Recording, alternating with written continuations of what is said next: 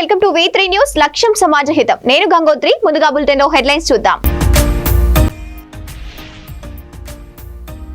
Congress party ఆధ్వర్యంలో భారీ ఎన్నికల ప్రచార ర్యాలీ. పాల్గొన్న రాష్ట్ర మైనార్టీ సంక్షేమ శాఖ మంత్రి అజారుద్దీన్.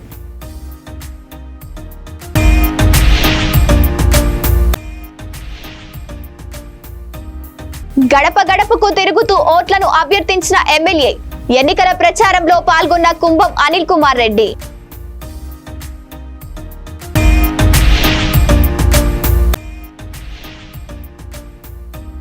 క్రిమినల్ ఆలోచనలతో పరామర్శలు చేస్తున్న జగన్. విధ్వంసం సృష్టించాలని జగన్ చూస్తున్నారు.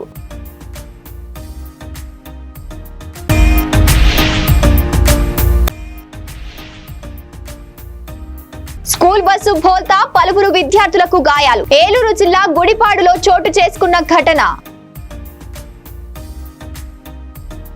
సంగారెడ్డి జిల్లా కోహీర్ పట్టణంలో మున్సిపల్ ఎన్నికల నేపథ్యంలో కాంగ్రెస్ పార్టీ ఆధ్వర్యంలో భారీ ఎన్నికల ప్రచార ర్యాలీ నిర్వహించారు. ఈ ర్యాలీలో రాష్ట్ర మైనార్టీ సంక్షేమ శాఖ మంత్రి మహమ్మద్ అజారుద్దీన్, మాజీ మంత్రి డాక్టర్ ఏ చంద్రశేఖర్, రాష్ట్ర సెట్విన్ చైర్మన్ గిరిధర్ రెడ్డి పాల్గొని కార్యకర్తలకు దిశానిర్దేశం చేశారు. ఈ సందర్భంగా మంత్రి మహమ్మద్ అజారుద్దీన్ మాట్లాడుతూ నూతనంగా ఏర్పాటైన కోహీర్ మున్సిపాలిటీలోని కాంగ్రెస్ జెండా ఎగురవేసి అన్ని వార్డులను కైవసం చేసుకుని పార్టీ విజయాన్ని కొనసాగించాలని కార్యకర్తలకు పిలుపునిచ్చారు.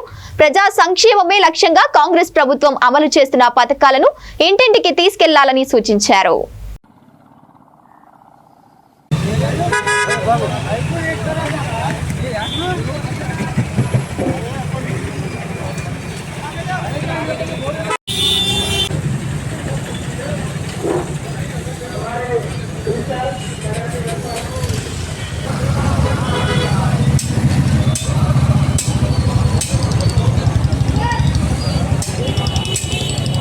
मुझे बहुत खुशी हो रही है कि यहाँ पे इतना अच्छा माहौल है और इंशाल्लाह हम ज़रूर यहाँ से दोनों जहीराबाद से और कोहिर से ज़रूर जीतेंगे। कोहिर तो पहली नई म्यूनसिपालिटी है और मेरे ख्याल में लोग यहाँ पे ज़्यादा मेहनत करेंगे और वो लोग एक प्रूफ करना चाहेंगे कि देखिए हम पहले फर्स्ट टाइम हमको म्यूनसिपालिटी मिली, पर यहाँ से हम लोग ज़्यादा से ज़्यादा वार्ड मेंबर्स यहाँ से काउंसिलर जिता के भेजाएँ। तो हम लोग अच्छा है, पूरे लोग मिलकर मीटिंग हुई, अभी वार्ड के जो उम्मीदवार हैं उन लोग से मीटिंग हुई, फिर थोड़ा हमें कैंपेनिंग भी हुई। तो इंशाल्लाह हम उम्मीद कर रहे हैं कि इंशाल्लाह यहाँ से अच्छा रिजल्ट मिलेगा। యాదాద్రి భువనగిరి జిల్లా భువనగిరిలో ఎమ్మెల్యే కుంభం అనిల్ కుమార్ రెడ్డి ఎన్నికల ప్రచారంలో పాల్గొన్నారు. పట్టణంలోని 6, 7, 18 వార్డుల్లో ఎమ్మెల్యే గడప గడపకు తిరుగుతూ ఓట్లను అభ్యర్థించారు. కాంగ్రెస్ ప్రభుత్వం చేపట్టిన సంక్షేమ పథకాలు, అభివృద్ధి కార్యక్రమాలపైన ఆయన మాట్లాడారు. గత ప్రభుత్వంలో జరిగిన లోపాలను ప్రజలకు గుర్తు చేస్తూ కాంగ్రెస్ ప్రభుత్వంలో అమలు అవుతున్నటువంటి సంక్షేమ పథకాల గురించి ప్రజలకు వివరించారు. ప్రజా పాలన ద్వారా అన్ని వర్గాలకు న్యాయం జరుగుతుందని ఎమ్మెల్యే కుంభం అనిల్ కుమార్ రెడ్డి చెప్పుకొచ్చారు.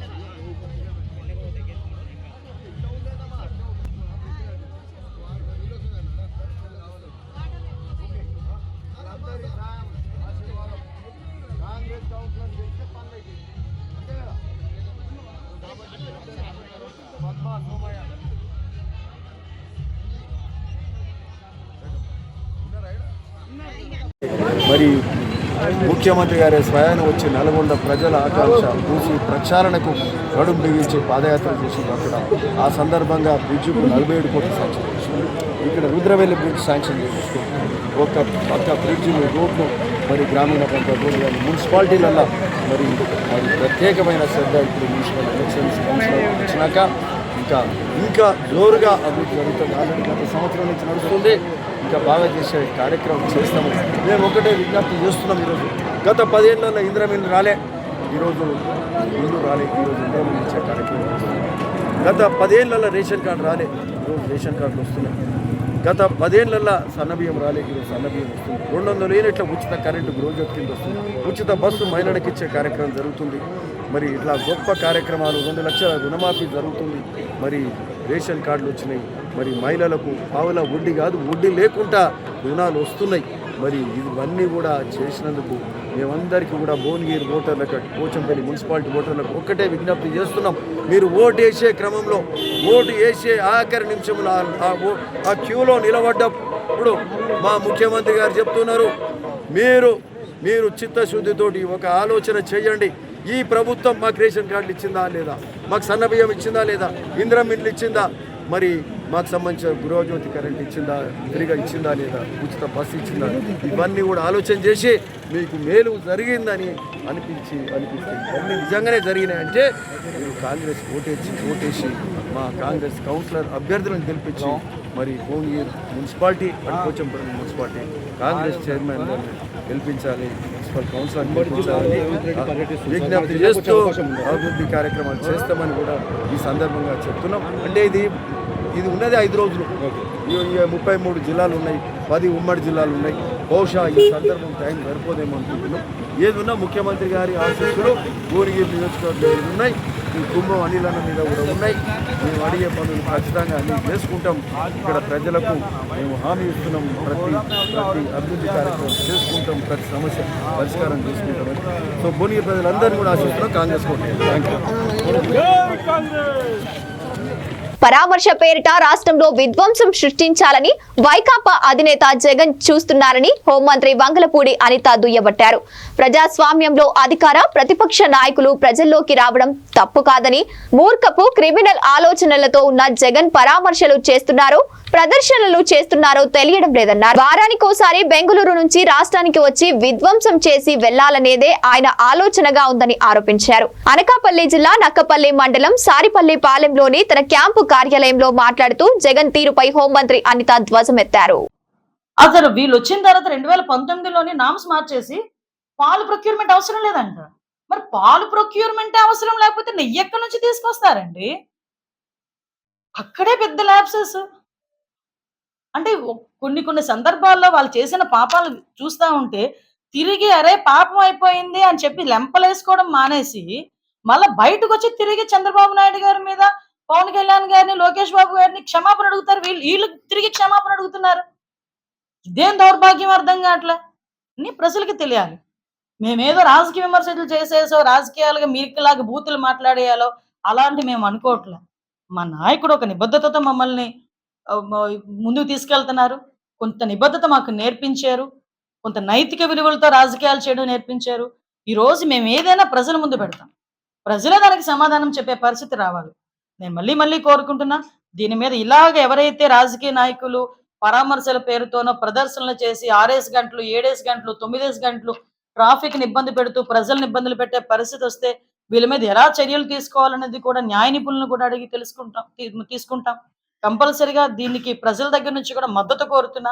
ఎందుకంటే ప్రజలు ఎవరు కూడా ఇబ్బందులు పడకూడదన్న ఒకే ఒక ధ్యేయంతో మేము పనిచేస్తున్నాం కాబట్టి ప్రజలందరూ కూడా మాకు సహకరించాల్సిందిగా కోరుకుంటున్నాం. Thank you. నేనేమంటానంటే దయచేసి ఏ రోజు కూడా కడుపు మండిందండి కార్యకర్తకి. మేము చాలా క్లారిటీగా ఉన్నాం. కార్యకర్తకి నిజంగా చాలా బాధ అనిపించింది. ఎందుకంటే గౌరవ చంద్రబాబు నాయుడు గారు లాంటి వ్యక్తి గురించి ఈ రోజు ఫస్ట్ టైం మాట్లాడింది కాదు ఆయన. ఇంతకు ముందు నుంచి కూడా ఎప్పుడు ఆయనకి నేను వెనకబడిపోతున్నాను జగన్మోహన్ రెడ్డి కళల్లోంచి అని అనుకున్నాడు అనుకోండి, ఈయన బయటకు వచ్చి నోటుకు వచ్చినట్టు తిట్టు వెళ్ళిపోయేవాడు.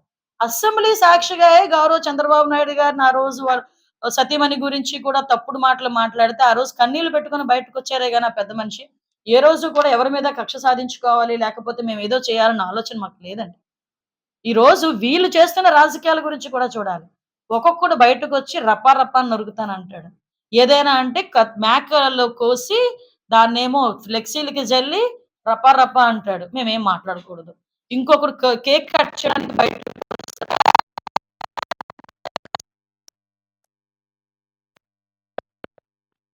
సౌండింగ్ ఏంటో నాకు అర్థం కావట్లేదు. రపా రపా అని సౌండింగ్. నేను ఎందుకు మాట్లాడుతున్నా అంటే ఇక్కడ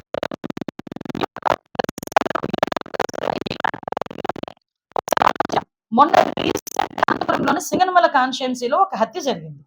ఒక పిన్నిని కొడుకుని అంటే ఏదో ఫ్యామిలీ రిలేషన్స్ లో వాడు ఏకంగా గాంజా మత్తులోనో లేకపోతే సారా మత్తులో ఉన్నాడో ఏ మత్తులో ఉన్నాడో వాడికి చంపి అది తల పట్టుకొని రప్ప రప్పమని స్టేషన్కి వెళ్ళి నేను లొంగుతానని చెప్పి మాట్లాడే పరిస్థితికి వచ్చాడంటే ఆ వర్డ్ ఎంత కొంతమందిలో క్రిమినల్స్ ఎంత ఇంపాక్ట్ గురి చేస్తుందో మనం కూడా ఆలోచన చేయాలి. ఈ రోజు నీ కార్యకర్త నోటి నుంచి అలాంటి పదాలు వస్తే అంటే తప్పేంటి అనే మాట్లాడే పరిస్థితి. ఇదే పరిస్థితి మొన్న రీసెంట్ గా మీరు నమ్మరు, జోగి రమేష్ గారి ఇంటి మీద ఆ రోజు కొంతమంది వెళ్ళి ఇబ్బంది పెట్టారని వెంటనే కేసులు ఫైల్ చేసుకున్నాం. ఈ రోజు ఎక్కడ కూడా ఏమండి అతను జగన్మోహన్ రెడ్డి సతీమణి భారతి గారి గురించి రాయలసీమకు వైఎస్ఆర్ జగన్ చేసింది శూన్యమని కదిరి ఎమ్మెల్యే కందికుంట వెంకట ప్రసాద్ పేర్కొన్నారు. కృష్ణా నదిపై మిగులు జలాలపై వైఎస్ఆర్ బ్రిజేష్ కుమార్ ట్రిబ్యునల్ కు లేఖ రాసి రాయలసీమ రైతులను గొంతు కోస్తే అప్పటి భద్రా ప్రాజెక్టు నిర్మిస్తున్నా జగన్ పట్టించుకోలేదని విమర్శించారు. కృష్ణా జిల్లాలో 512 టీఎంసీల నీటిని కేసీఆర్ తో ఒప్పించి చంద్రబాబు సాధిస్తే సెక్షన్ 3పై చర్చించేలా జగన్ రెడ్డి అపెక్స్ కౌన్సిల్లో వాదనలు వినిపించకుండా రాష్ట్రానికి ద్రోహం చేశారని ఆరోపించారు. నేడు తెలంగాణ ప్రభుత్వం నీటి కేటాయింపులపై డిమాండ్ చేస్తుందంటే జగన్ నిర్లక్ష్యపు ధోరణే కారణమని ఎమ్మెల్యే వెంకట ప్రసాద్ అన్నారు. వైఎస్ఆర్సీపీ పార్టీ జగన్మోహన్ రెడ్డి గారి నేతృత్వంలో ఈ రోజున పోతిరెడ్డిపాడు హెడ్ రెగ్యులేటరీ దగ్గర నంద్యాలలో ఒక బహిరంగ సభ ఏర్పాటు చేయడం జరుగుతోంది. రాయలసీమ ప్రాంతానికి ఎత్తిపోతల పథకాన్ని పూర్తి చేయాలని చెప్పేసి జగన్మోహన్ రెడ్డి కాదు ఏ ఒక్కరి ప్రాంతానికి మంచి చేయాలని కోరినా అది మంచిదే. కానీ జగన్మోహన్ రెడ్డి మొన్న 5 సంవత్సరాలు అధికారంలో ఉన్నారు.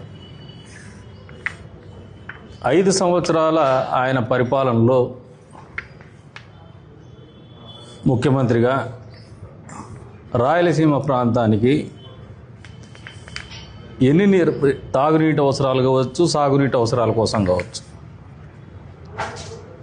ఎంత డబ్బులు కేటాయించినారు, ఎన్ని ప్రాజెక్టులు తీసుకొచ్చినారు, ప్రజలకు సమాధానం చెప్పి ఈ కార్యక్రమం చేస్తే బాగుంటుంది. అంతేగాని అధికారం ఉన్నప్పుడు ఒక రకంగా, అధికారం పోతూనే మళ్ళీ ప్రజల్ని మోసం చేసి ప్రజలకు అబద్ధాలు చెప్పేసి రెచ్చగొట్టి తద్వారా రాజకీయ లబ్ధి పొందాలని అనుకునడం అనేది చాలా తప్పు.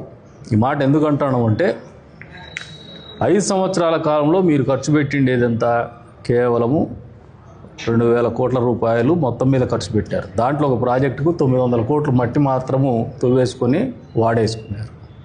మిగతాదంతా కలిసిన 1,100 కోట్లు. అదే చంద్రబాబు నాయుడు గారు రాయలసీమ ప్రాంతం కోసం 2014-19 ప్రాంతంలో ఆయన ముఖ్యమంత్రిగా కూటమి ప్రభుత్వం అధికారంలో ఉన్నప్పుడు ఖర్చు పెట్టిండేది 12,000 పైచిలుకు కోట్లు ఖర్చు పెట్టినారు. మళ్ళీ ఈ 19 నెలల కాలంలో ఈ ప్రాంతానికి 3,870 కోట్ల రూపాయలు హంద్రినీవా ఖర్చు పెట్టేసి కుప్పం దాకా నీళ్ళు ఇస్తాను. ఓవరాల్గా ఈ 19 నెలల కాలంలో మళ్ళీ 8,000 కోట్ల రూపాయలు ఖర్చు పెట్టారు. మరి జగన్మోహన్ రెడ్డికి, చంద్రబాబు నాయుడు గారికి ఎవరికి చిత్తశుద్ధి ఉంది రాయలసీమ ప్రాంత రైతాంగం పట్ల కావచ్చు, రాయలసీమ ప్రాంతం మీద కావచ్చు అనేది ఈ సంఖ్యలే తెలియజెప్తాయి. మీరేదో రేవంత్ రెడ్డి గారితో లోపాయకార ఒప్పందం అని మాట్లాడుతున్నారు. అసలు రాయలసీమ ప్రాంతానికి అన్యాయం జరిగింది మీరు కేసీఆర్ మాట్లాడుకున్నప్పుడు కేసీఆర్కు కట్టుబడి మీరు చేసినటువంటి సంతకాలు కాదా?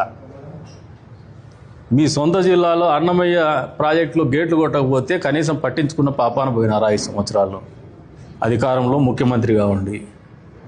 ఇంకా ఒకటి చెప్తాం, ఈ నియోజకవర్గ వాసిగా లేదు మీ పులివెందుల నియోజకవర్గం గురించే చెప్తాం. 5 సంవత్సరాల కాలంలో ఇక్కడ ఉన్నటువంటి Handrineeva Sujala Sravanthi main branch canal ద్వారా మా తలుపుల మండలానికి నీళ్ళు ఇవ్వడమే కాదు, మీ పులివెందులకు మేము నీళ్ళు ఇచ్చినామా లేదా ఈ 18 నెలల కాలంలో? మీరు ఎందుకు ఇవ్వలేకపోయినారు? మీ సొంత పులివెందుల మండలానికే చెరువులు ఎందుకు నింపుకోలేకపోయినారు?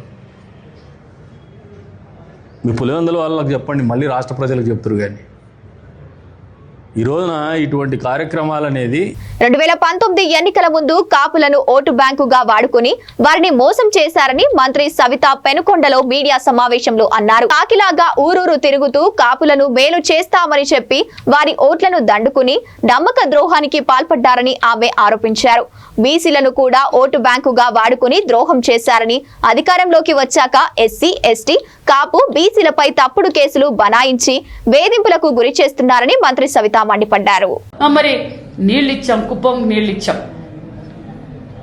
శతవేగంగా పనిచేసి ఈరోజు నీళ్ళిచ్చాం. సుమారుగా 420 చెరువులకి 19 నియోజకవర్గాల మీదుగా ఈరోజు ప్రతి చెరువుకు మేము నీళ్లు అందిస్తున్నాం. ఈరోజు గ్రౌండ్ వాటర్ పెరిగింది అంటే కారణం చంద్రబాబు నాయుడు గారు దూరదృష్టి అన్న విషయం మీరు గ్రహించాలి. మేమేనా ఈరోజు లబ్ధి పొందుండేది? ఒక కూటమి నాయకులేనా రైతులు? వైసీపీ పార్టీలో నాయకులు లేరా? రైతులు లేరా? వారు ఈరోజు లబ్ధి పొందడం లేదా అని కూడా మిమ్మల్ని సూటి ప్రశ్న అడుగుతున్నాం. ఒక్కసారి మిమ్మల్ని మీరు ప్రశ్నించుకోండి. 14-19లో చంద్రబాబు నాయుడు గారు ఏం చేశారు? 19-24లో మీరేం చేశారు? అతి తక్కువ కాలంలోనే మేమేం చేశాం? ఈరోజు Rayalaseema horticulture hub, industrial hub మారింది అంటే చంద్రబాబు నాయుడు గారి విజన్ అనే విషయం మీకు తెలియజేస్తున్నాం.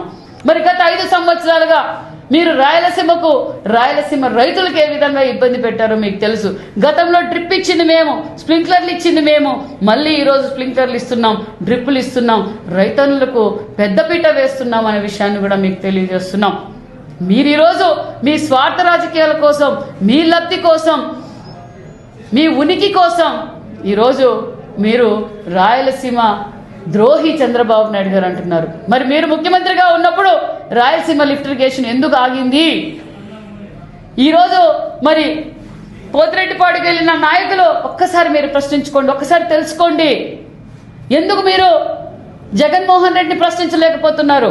అప్పుడు ఎలాగో ప్రశ్నించలేకపోయారు, ఇప్పుడు ఎందుకు మీరు ప్రశ్నించలేకపోతున్నారు? మీరు కూడా ఈరోజు రాయలసీమ వాసులుగా ప్రతి ఒక్కరూ చంద్రబాబు నాయుడు గారు అందించిన నీరును వాడుకుంటున్నారన్న విషయాన్ని మీకు తెలియజేస్తున్నాం. ప్రజలందరికీ క్లారిటీ ఉంది. జగన్మోహన్ రెడ్డి గారికి 5 ఏళ్లు ముఖ్యమంత్రిగా ఉన్నప్పుడు ప్రజలు గుర్తురాలా, బడుగు బలహీన వర్గాలు గుర్తుకురాలా, దోచుకోవడం, దాచుకోవడం. మరి మనం చూసాం, కలియుగ వెంకటేశ్వర స్వామి ప్రసాదాన్ని కూడా మీరు కల్తీ చేసి మరి దోచుకోవడం మొదలుపెట్టారు. మరి అది చట్టం తన పంతం చేసుకుంటూ పోతుంటే మరి అంబటి రాంబాబు గారు మహిళలు ఏ విధంగా అసభ్యకరంగా మాట్లాడారో చూసాం. జోగి రమేష్ గారు ఏ విధంగా మాట్లాడారో చూసాం. మీరు కూడా మాట్లాడింది చూసాం, మీ నాయకులు మాట్లాడేది చూసాం. మీరు ప్రజల్ని రెచ్చగొడుతూ కార్యకర్తలను రెచ్చగొట్టాలనుకుంటున్నారు. ఈరోజు మీ జోగి రమేష్ గారికి బీసీ కార్డు గుర్తొస్తుంది. బీసీల పైన దాడులు అంటున్నారు. ఎందుకు బీసీల పైన దాడులు చేస్తారు? చట్టం తన పంతం చేసుకుంటూ పోతుంది. మేము దాడులు చేయాలా, మేము దౌర్జన్యాలు చేయాలంటే ఈ 18 నెలల్లో ఒక్కరు కూడా వైసీపీ నాయకులు బయటికి రాలేరు. మా చంద్రబాబు నాయుడు గారు మాకు నేర్పిన సంస్కారం ఇదన్న విషయం మీకు తెలియజేస్తున్నాం. మీరు అసెంబ్లీ సాక్షిగా భూమనమ్మని ఏ విధంగా అవమానపరిచారో చూసాం. ఆ రోజే మిమ్మల్ని మీరే జగన్మోహన్ రెడ్డి గారు మీరు ముఖ్యమంత్రిగా ఉన్నప్పుడు ఇది తప్పు అనింటే ఈరోజు మీ నాయకులు ఇలా మాట్లాడరు. మీరు ప్రోత్సహించారు. ఈరోజు బీసీ కార్డు వేసుకుంటున్నారు. బీసీల పైన హత్యలు ఎన్ని చేశారు, బీసీల పైన ఎన్ని అక్రమ కేసులు పెట్టారు. అదే జోగి రమేష్ గారు, అదే బీసీ నాయకులు మా బీసీల పైన ఎందుకు ఈ దాడులు, మా బీసీ బిడ్డలు ఎందుకు అన్యాయం చేస్తున్నావు, మరి బీసీ పిల్లలకి నిరుద్యోగం లేక, యువతలు ఉపాధి లేక ఎందుకు ఇబ్బంది పెడుతున్నామని మీరు ప్రశ్నించారు. స్కూల్ బస్సు బోల్తాపడి పలువురు విద్యార్థులకు గాయాలయ్యాయి. ఈ దుర్ఘటన ఏలూరు జిల్లా గుడిపాడులో చోటు చేసుకుంది. శ్రీ సిద్ధార్థ విద్యా సంస్థలకు చెందిన బస్సు విద్యార్థుల్ని స్కూల్ కి తీసుకెళ్తుండగా బోల్తా ఎదురుగా వస్తున్న ఆటోను తప్పించబోయి పొలాల్లోకి దూసుకెళ్లింది. ఈ ప్రమాదంలో బస్సులో ప్రయాణిస్తున్న పలువురు విద్యార్థులకు గాయాలయ్యాయి.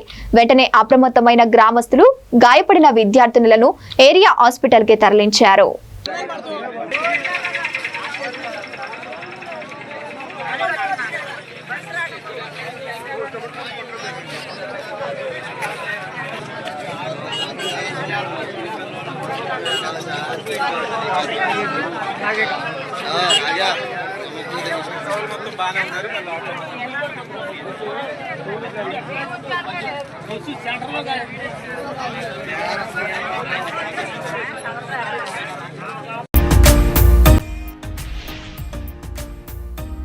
కాంగ్రెస్ పార్టీ ఆధ్వర్యంలో భారీ ఎన్నికల ప్రచార ర్యాలీ పాల్గొన్న రాష్ట్ర మైనార్టీ సంక్షేమ శాఖ మంత్రి అజారుద్దీన్.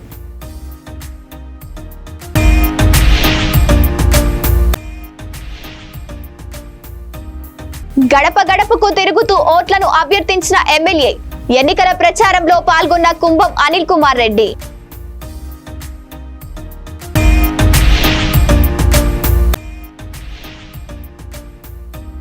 క్రిమినల్ ఆలోచనలతో పరామర్శలు చేస్తున్న జగన్. విధ్వంసం సృష్టించాలని జగన్ చూస్తున్నారు.